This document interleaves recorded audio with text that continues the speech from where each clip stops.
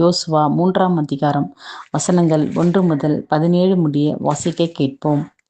அதிகாலமே யோசுவா எழுந்திருந்த பின்பு அவனும் இஸ்ரவேல் புத்திரர் அனைவரும் சீத்திமிலிருந்து பிரயாணம் பண்ணி யோர்தான் மட்டும் வந்து அதை கடந்து போகும் முன்னே அங்கே இராத்தங்கினார்கள். 3 நாள் சென்ற பின்பு அதிபதிகள் பாளையம் எங்கும் போய் ஜனங்களை நோக்கி, நீங்கள் உங்கள் தேவனாகிய கர்த்தருடைய உடன்படிக்கை பெட்டியையும் அதை சுமக்கிற லேவியராகிய ஆசாரியர்களையும் கண்டவுடனே நீங்களும் உங்கள் இடத்தை விட்டு பிரயாணப்பட்டு அதற்கு பின் செல்லுங்கள்.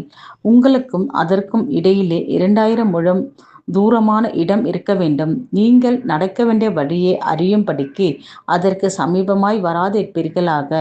இதற்கு முன்னே நீங்கள் ஒருபோதும் இந்த வழியாய் நடந்து போகவில்லை என்று சொல்லி கட்டளையிட்டார்கள்.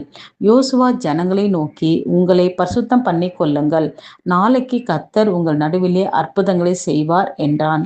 பின்பு யோசுவா ஆசாரியர்களையும் நோக்கி, நீங்கள் உடன்படிக்கை பெட்டியை எடுத்துக்கொண்டு ஜனங்களுக்கு முன்னே நடந்து போங்கள் என்றான்.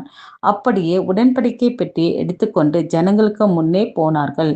கர்த்தர் யோசுவாவை நோக்கி, நான் மோசேயோடு இருந்தது போல உன்னோடும் இருக்கிறேன் என்பதை இஸ்ரவேல் எல்லோரும் அறியும்படிக்கு இன்று அவர்கள் கண்களுக்கு முன்பாக உன்னை மேன்மைப்படுத்துவேன்.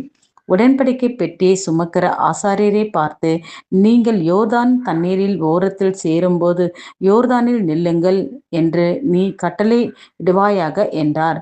யோசுவா இஸ்ரவேல் புத்திரரை நோக்கி, நீங்கள் இங்கே சேர்ந்து உங்கள் தேவனாகிய கர்த்தருடைய வார்த்தைகளை கேளுங்கள் என்றான். பின்பு யோசுவா, ஜீவனுள்ள தேவன் உங்கள் நடுவே இருக்கிறார் என்பதையும் அவர் கானானியரையும் ஏத்தியரையும் ஏவியரையும் பெரிசியரையும் கிர்காசியரையும் எமோரியரையும் எபிசியரையும் உங்களுக்கு முன்பாக துரத்தி விடுவார் என்பதையும் நீங்கள் அறிந்து கொள்வதற்கு அடையாளமான இதோ சர்வ பூமிக்கும் ஆண்டவராய் இருக்கிறவருடைய உடன்படிக்கையை பெட்டி உங்களுக்கு முன்பே யோர்தானிலே போகிறது. இப்போதும் இஸ்ரவேல் கோத்திரங்களிலே 12 பேரை ஒவ்வொரு கோத்திரத்திற்கும் ஒவ்வொருவராக பிரித்தெடுங்கள். சம்பவிப்பது என்னவென்றால், சர்வ பூமிக்கும் ஆண்டவராகிய கர்த்தரின் பெட்டியை சுமக்கிற ஆசாரியர்களின் உள்ளங்கால் யோர்தானில் தண்ணீரிலே பட்ட மாத்திரத்தில் மேலே இருந்து ஓடி வருகிற யோர்தானின் தண்ணீர் ஓடாமல் ஒரு குவியலாக நிற்கும் என்றான். ஜனங்கள் யோர்தானை கடந்து போக தங்கள் கூடாரங்களிலிருந்து புறப்பட்டார்கள். ஆசாரியர்கள் உடன்படிக்கை பெட்டியை ஜனங்களுக்கு முன்னே சுமந்து கொண்டு போய் யோர்தான் மட்டும் வந்தார்கள். யோர்தான் அறுப்பு காலம் முழுவதும் கரை புரண்டு போகும். பெட்டியை சுமக்கிற ஆசாரியரின் கால்கள் தண்ணீர் ஓரத்தில் பட்டவுடன் மேலே இருந்து ஓடுகிற தண்ணீர் நின்று சாத்தானுக்கு அடுத்த ஆதாம் ஊர் வரைக்கும் ஒரு குவியலாக குவிந்து உப்பு கடல் என்னும் சமமான வேலியிலே கடலுக்கு ஓடி வருகிற தண்ணீர் பிரிந்து ஓடிற்று. அப்போது ஜனங்கள் எரிகோவுக்கு எதிரே கடந்து போனார்கள்.